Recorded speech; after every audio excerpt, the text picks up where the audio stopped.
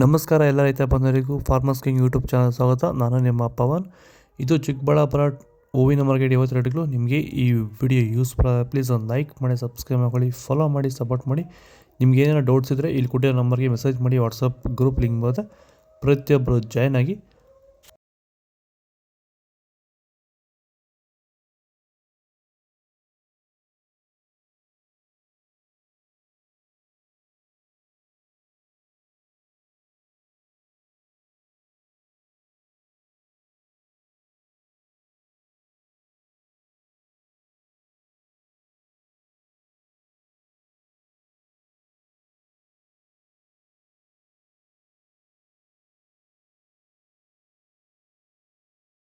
ಈಗ ಈ ಒಂದು ತೋಟಕ್ಕೆ ಎಸ್ಪೆಷಲಿ ನೀವು ಸ್ಟಾರ್ಟಿಂಗಿಂದ ಏನು ಮಾಡಿದ್ದೀರಾ? ಈ ತೋಟ ಇಷ್ಟು ಚೆನ್ನಾಗಿ ಮೇಂಟೈನ್ ಮಾಡಿದ್ರೆ ಏನೇನು ಮಾಡಿ?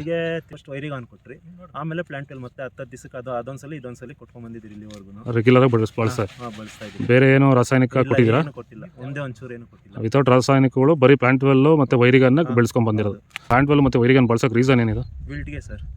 ಫಸ್ಟ್ ಎಲ್ಲ ನಾವು ಹೋದ ವರ್ಷ ಎಲ್ಲ ಬೆಳೆದಿದ್ರಿ. ನಾವು ಶಾಮಂತಿಗೆನೇ ಬೇಡ ಅನ್ಕೊಂಡ್ಬಿಟ್ಟಿದ್ರಿ. ನಿಮ್ಮನ್ನ ನೋಡ್ಬಿಟ್ಟು ರೆಫರೆನ್ಸ್ ತಗೊಂಡು ನಿಮ್ಮ ಇದ್ರ ಮೇಲೆ ನಾವು ಮಾಡ್ತಾ ಇರೋ ತೋಟ ಇದು ಚೆನ್ನಾಗಿದೆ.